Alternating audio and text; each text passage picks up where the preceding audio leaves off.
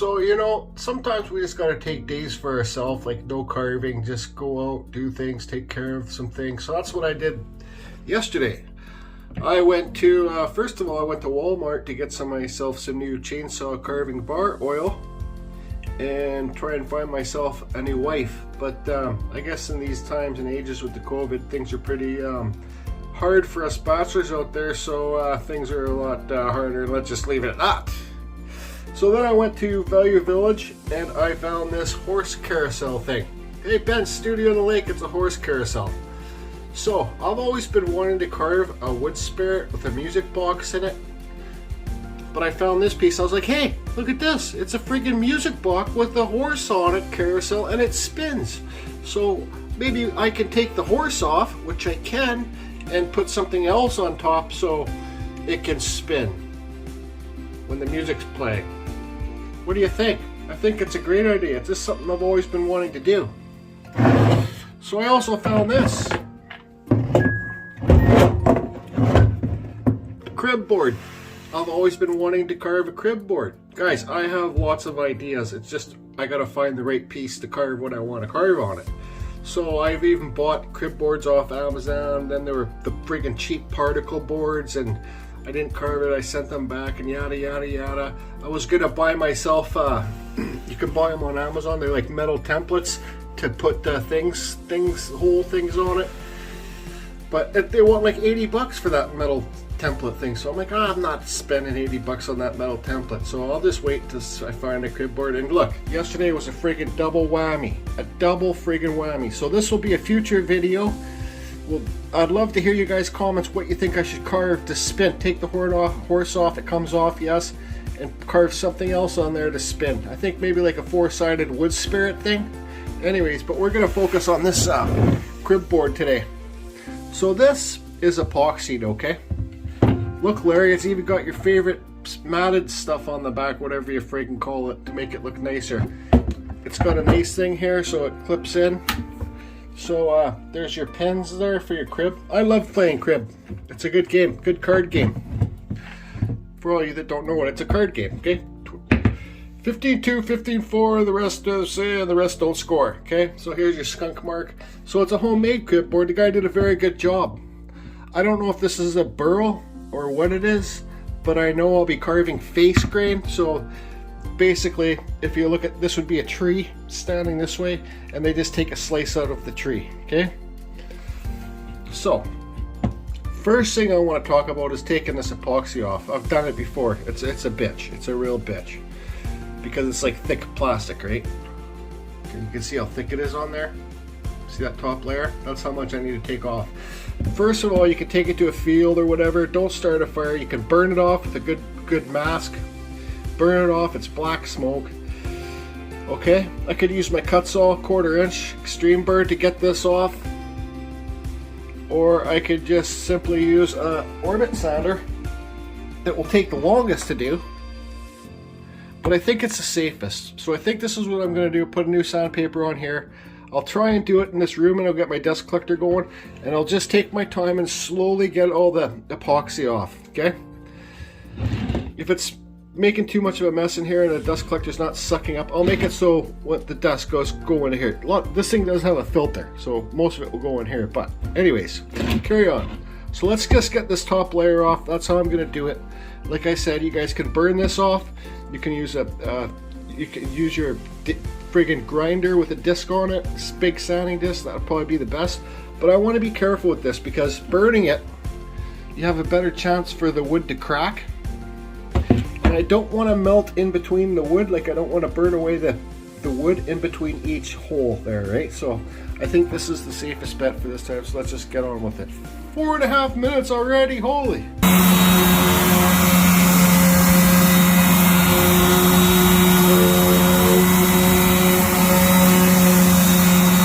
It is going a bit slower than I hoped, but we'll get there.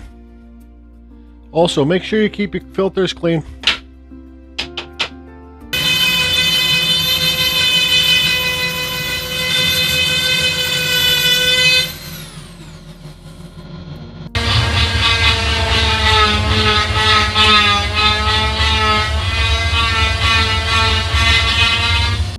So this piece is 16 inches wide, 9 inches tall, and 3/4 inches thick.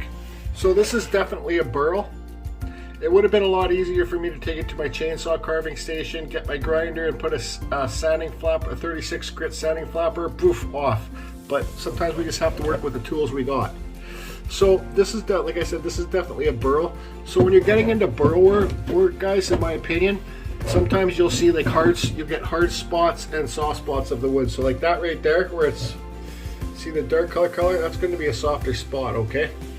And I got to remember these cracks here. That epoxy's probably gone all the way down inside the crack, because that's the point of the epoxy, to fill the cracks and all that stuff. So anyways, let's get this, you guys know I got to do some wood spirits on this. I just have to, right? So I'm making it for myself.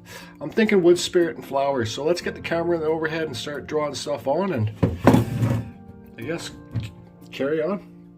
Okay, so with this piece here, I just kind of look at the flow of it. So I kind of see like a flow, like starting here, whoosh, coming around here, like a nice S line, whoosh, right?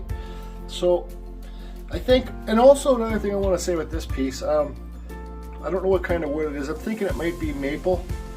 Who knows? Who knows? Maybe pine, maybe a pine burl. But I'm gonna use this flow. Whoosh, right? So you got to remember with this crib board, somebody's going to be sitting on this side, and somebody's going to be sitting on this side, right? So you want both sides to, this is my opinion, you want both sides to be able to enjoy the piece. So I think I'm going to put a wood spirit here flowing down, and then a wood spirit here flowing down, both faces going this direction. And maybe some, like, and I don't know if I already said it, I'm not worried about carving a negative space on this piece. I'll probably end up taking this back stuff off. Yeah, look, it's already coming off anyway, so I'll peel all this stuff off. But I'm not worried about carving negative spaces on this piece, because it's lifted off the table, so it might add some character, right? So for me, with this piece, I'm gonna I should be using a pencil. There's kind of the center line I want to go with. Okay, all the way around there. And let's put our I want to put mix some like flowers. My what are they called? Cherry blossoms flowers, because they're the Japanese symbol. But my cherry blossoms usually look like dogwood flowers. So let's put our eyebrows here. Actually, let's let that be our forehead. Okay, and is this line even center? Might need to come over here a bit. So we'll put our eyes right here. Our nose right here. Okay, our mustache just flowing. They're gonna be like kind of ghost spirits, I think. Okay, so there's that one on, and we'll carve our faces on first, then we'll leave room for the flowers to do after. Because it's all going to be hair up here, and then it's all going to be beard, and we'll put the flower in the hair and the beards. Hair and the beards. I just love it when I can't talk. Okay, so you don't have to have a forehead, but we'll put our forehead right here. Our nose right here. You guys, for the very beginners, try and draw your nose on perfect at first, because then, well, and leave the bridge of your nose thicker too. Don't draw it on like a triangle like this, because then your bridge of your nose will be too thin. So our mustache flows this way. We don't want to cut too close to these holes. So our eyes in there. And I think, poof, then our hair will kind of just like whoosh, whoosh, put some flowers in here. You guys can do whatever you want to do. You can carve it like this, so there's trees here, you can carve it ocean scene. It's your piece, guys. Just do what you want. Do what makes you happy. That's all I do. That side of the face is trying to get the side of the faces equal. You know, for the pro carvers, they don't need to draw the faces on. They can just start carving and get her done. Okay, so let's start carving. I'm going to be using my Kutzall Extreme Flame Burr. This is my go-to burr right here, this baby. Okay, This is a Kutzall Extreme Flame Burr. It's a multi-burr, so you can use it for all different. You got a thin tip, you got a thicker base, right? So you can go higher and do thinner cuts, or you can go like this and do wider cuts. But it's a Kutzall. If you want to get one of these Kutzalls, just go down to the description below. You'll see a whole list of my Amazon store Kutzall. You can buy a coffee, anything you want to do. And you'll go to the Kutzall site, use the code CFusion, and you save yourself 5%. So you guys, once you start getting into these type of burrs, everything gets a lot better, right, for your carving. Instead of just using these generic carbide burrs, you know, that you get off Amazon. Get yourself a Kutzall or a saber tooth, and things will really, it will be a lot funner, and you carve the wood a lot faster.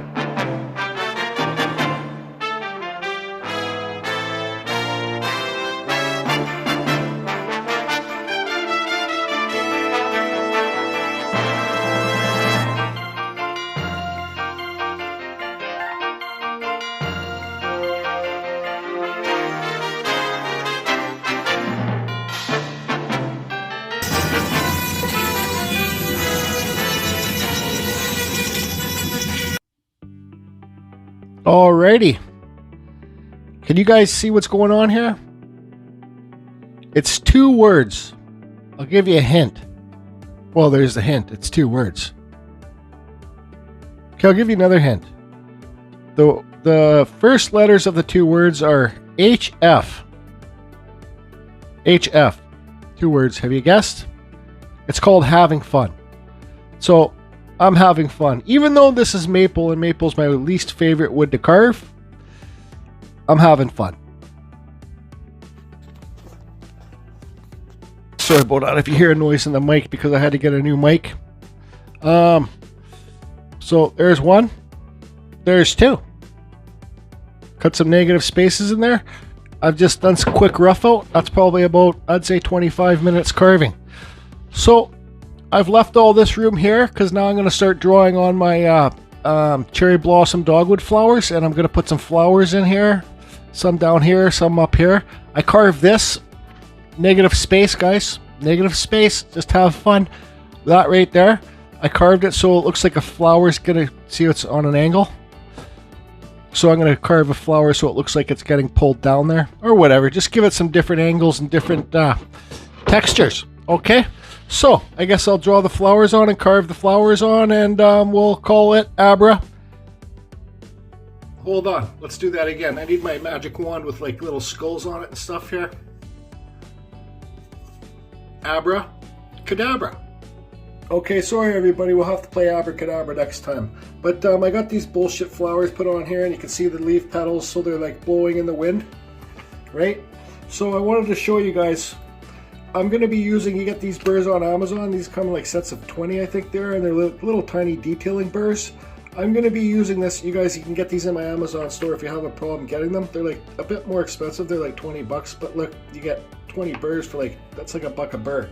So I'm going to run around.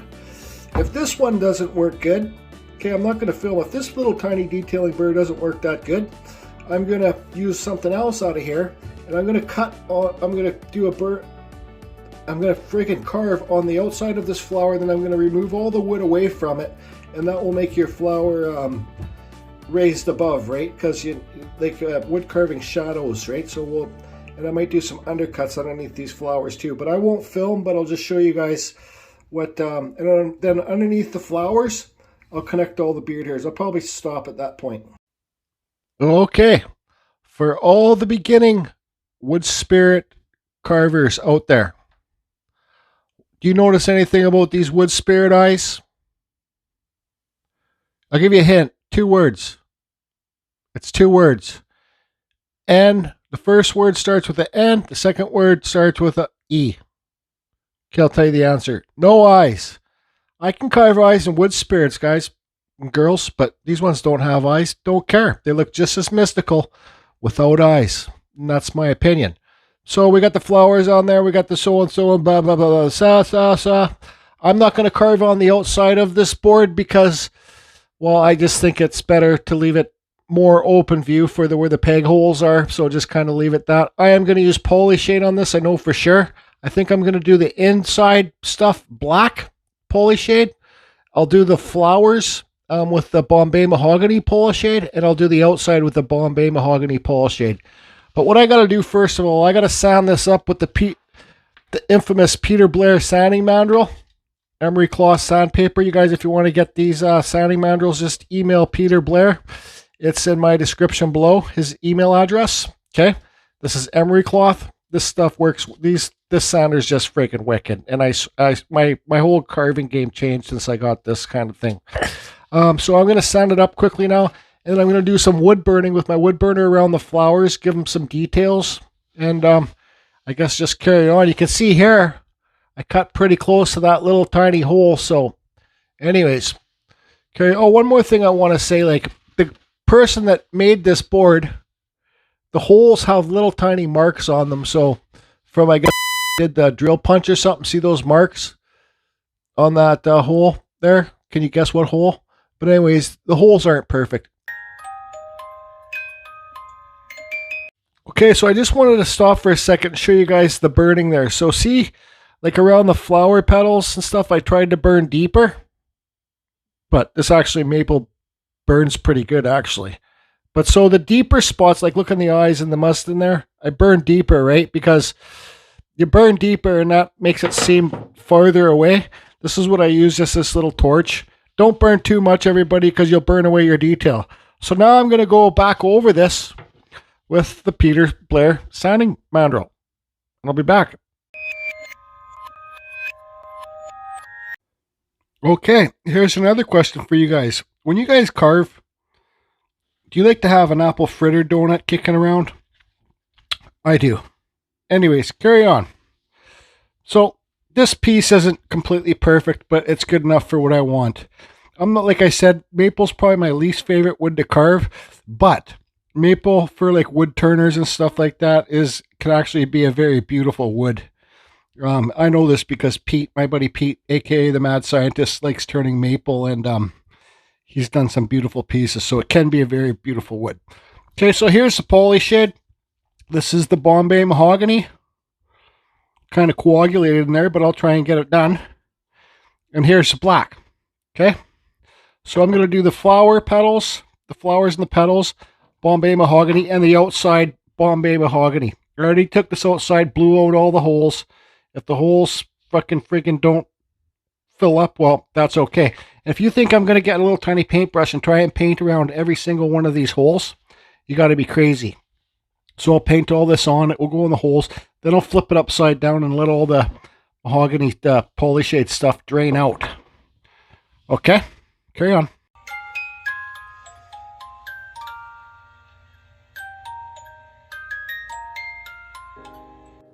Okay, I'll just show you guys a few seconds of me doing this. This is kind of a formula that I like to do. I know this is going to be a dark piece. That's what I'm aiming for, right? I want this to be like kind of like a dark, mystical thing. So it's gonna be hard to tell the black from the polish from the Bombay mahogany. So another thing too is what was I gonna say? Oh yeah, so after I get this on here, I know this is gonna it's the end grain, so it's gonna suck the stuff in really good, right? So after I get this on here, it's like my formula that I use. I'm going to go along with my flap sander, Peter Blair mandrel, and hit all the high points.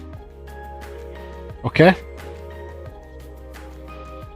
So then that way you'll get like high points and low points for any of you that haven't seen me do that before.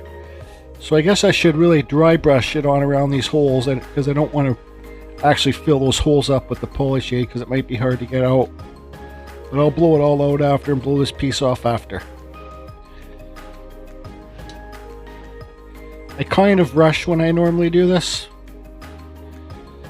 So anyways, how about I get this all poly shade, and I'll show you when I pull out the Peter Blair sanding mandrel and I start sanding the high points. How's that? Okay.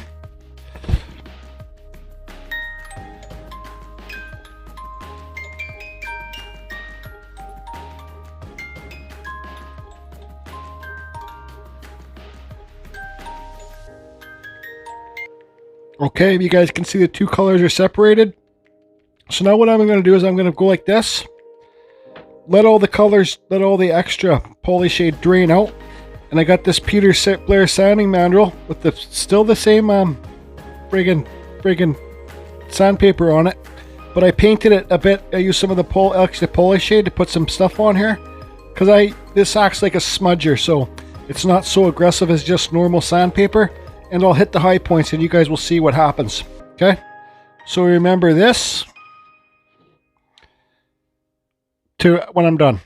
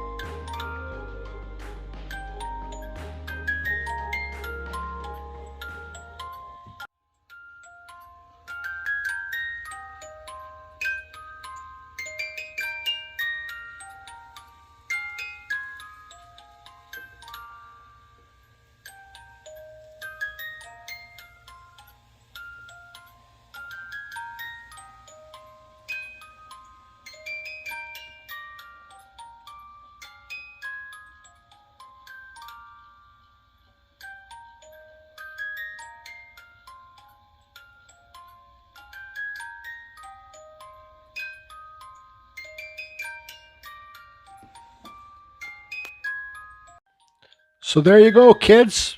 Thanks for watching another episode of Carving Fusion by Jordy Johnson. Shit his pants. You can see here the beard's kind of silver. Because I use this silver wax stuff. I just lightly brushed it on. Put a little bit too much in there, but that's okay. Who cares? It's just about having fun. Don't forget to sign your pieces. I got the bottoms back on. I painted the bottom black. I put a couple coats of clear coat matte on here. If I had shiny, I would have used shiny.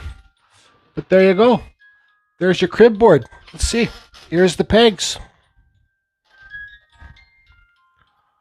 There you go. There's a peg. Peg it out. 1529. 1516. That's what we got. I put this peg in all the holes to make sure they weren't jammed up and just have fun. Just have fun. So yeah, I like it. I'll gift it or I'll sell it. I don't care. Do you care? I don't. Hi friends. Let's end this video off with a bang. Don't you think we should end this video off with a bang?